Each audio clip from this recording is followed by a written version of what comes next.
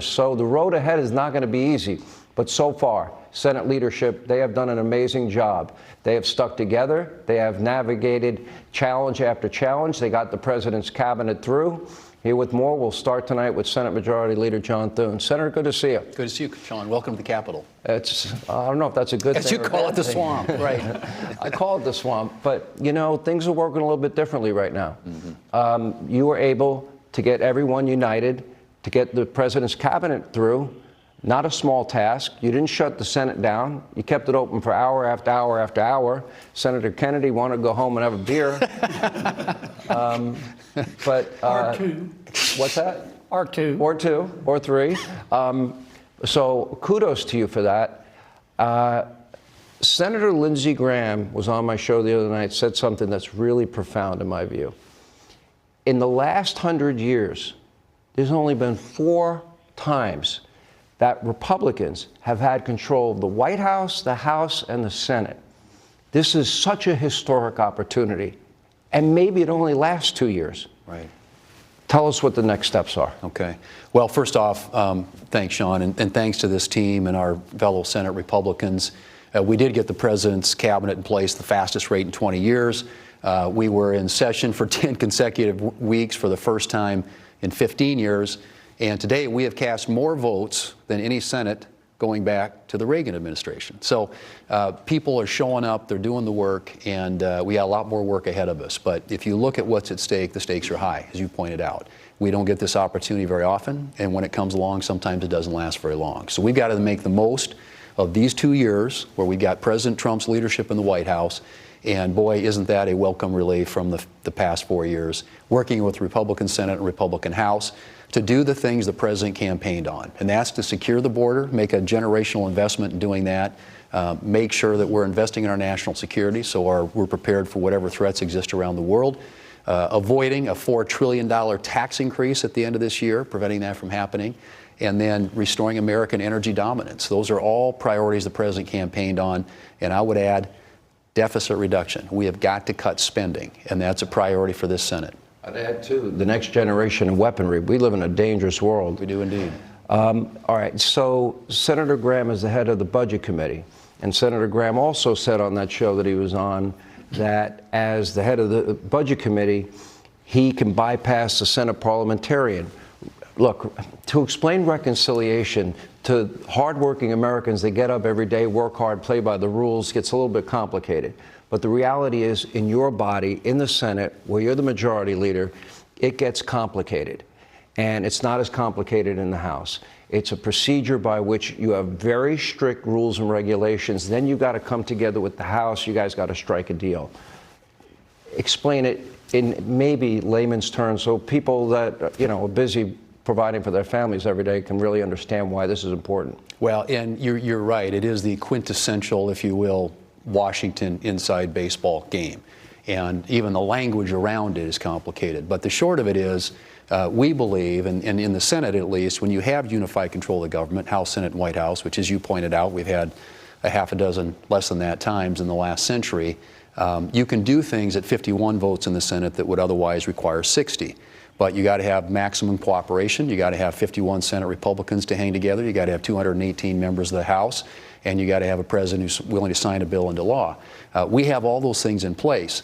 And Lindsey has done a great job as the chairman of the Budget Committee, and we believe the law is very clear that he has the authority to set what that baseline is. And there was a lot of conversation around which baseline you use, but the simple fact of the matter is we believe that extending the tax relief that was passed in 2017 under President Trump ought to be able to be continued. And that isn't something we ought to have to offset or pay for. These are policies that are in place. Tax rates should stay the same on January 1st of next year as they are on December 31st. And as you pointed out in your lead off to this, some of the other things that the president's trying to achieve to provide the American people with tax relief so they can keep more of their hard-earned dollars and spend them the way they want to spend them instead of sending them to Washington, D.C. So if you're not able, and you have a 3-vote majority in the Senate, and I think we're up to 7 now in the House, and so you have this arcane maneuver which, for example, was used to pass Obamacare. I believe it was used to pass the Inflation Reduction Act, right? Correct. Okay, so it's been used in the past. and the Budget Committee chair pulls that off.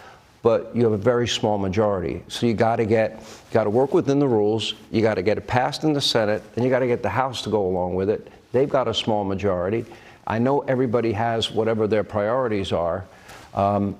Is everybody fully on board? Do you have a good feeling that you're going to get the 50 votes, hopefully 51 or 2 or all 53?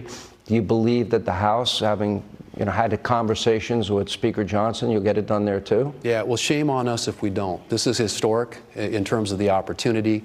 And I think what's going to motivate all those people, both in the House and the Senate, Republicans, I can't think of a Republican that would abide a $4 trillion tax increase on the American people. And you're talking about $2.6 trillion of that tax increase falling on families that make less than $400,000 a year. A $600 billion tax increase on small businesses. Those are the people that are out there working every day, Sean, and we need to make sure that we keep taxes low. And as we move through this process, and it's very complicated, especially in the Senate. The rules are very prescriptive.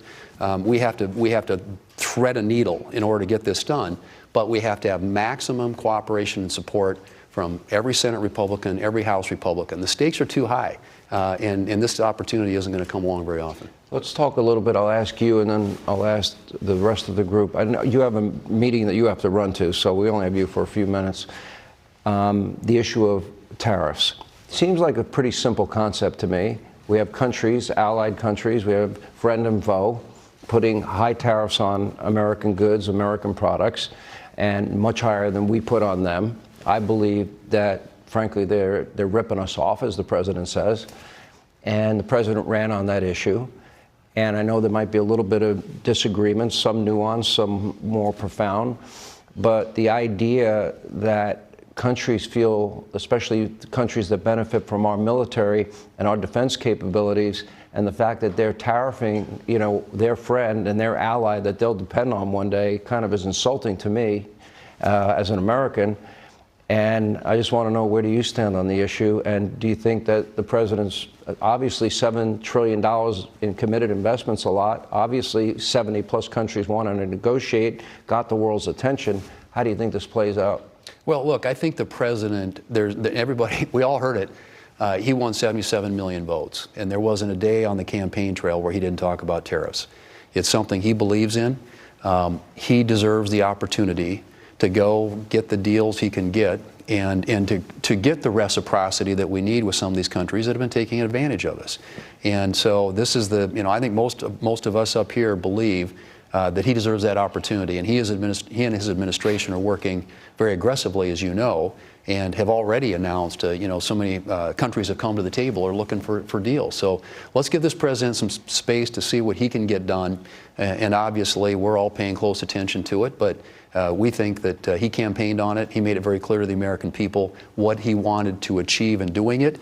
And I think when it comes to creating better paying jobs in this country and growing our economy, making America stronger and getting investment in this country, you're already seeing some of that. Some of these supply chains are coming back home.